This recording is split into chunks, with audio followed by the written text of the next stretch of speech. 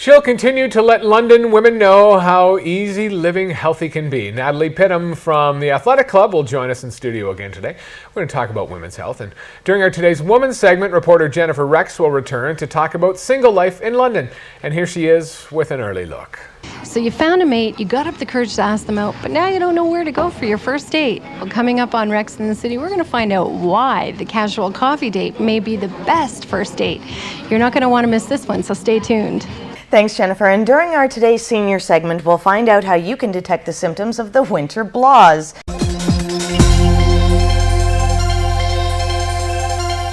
Well, after her special Valentine's Day appearance on yesterday's program, Jennifer Rex returns with her regular time today. Here's a latest look at the single life in London, a little segment we like to call Rex in the City.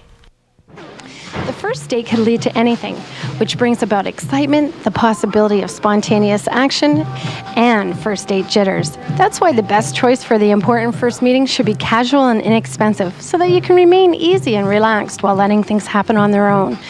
Coffee houses provide the perfect setting to screen a date, the safety of meeting in a public place, and the freedom to leave whenever you're ready. I use a casual coffee date a lot of times. I think it's a good situation, especially if you're meeting under non-traditional circumstances, a blind date or a dating site. It's really more of a meeting than it is a date, I guess, to see if you're interested in the person to go on an actual date from that point. Usually I use the coffee date as a first date just because being casual, there's not the dim lighting that you'd see in a restaurant or something like that. There's not as much pressure. There's a lot of stimuli around, so it can spark conversation, the music, the atmosphere, pictures, everything. Starbucks pulled 300 singles in a dating survey, asked them what the most important criteria was when selecting a venue for a first date, and the study revealed that 85% of singles rated a comfortable atmosphere as important. 78% said a casual setting, 75% said a safe environment, while 42% preferred to keep the encounter brief.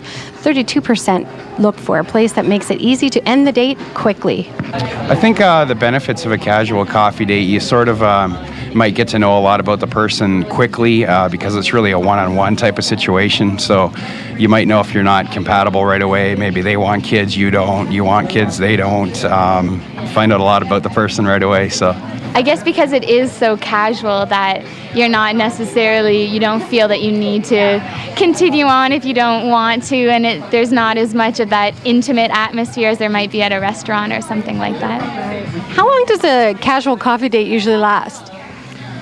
Casual coffee date, the length of that is really going to depend on if you hit it off with a person or not. I mean, that's why it's a good thing to do, because you can tell if you click with a person, and you can decide to do something afterwards if that's what you want to do. So it could be a 10-minute meeting. It could last all night. You never know. So as far as tips for people that want to try it, it's the most casual thing you can do. I mean, if you can't talk to a person one-on-one across the table, then you're not going to be able to talk to them in any situation. So the casual coffee date has maintained its popularity as a great first date because of its casual nature.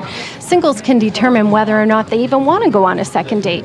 There's no obligation for a kiss or even to make a follow-up plan if your mate didn't even meet your expectation. Basically, it's a great way to end a date painlessly. This is Rex in the City for Today's Woman in London, Ontario. I am Jennifer Rex. Thanks very much, Jennifer. She just sparkles. I love that. We'll look forward to your next installment next week on Today's Londoner.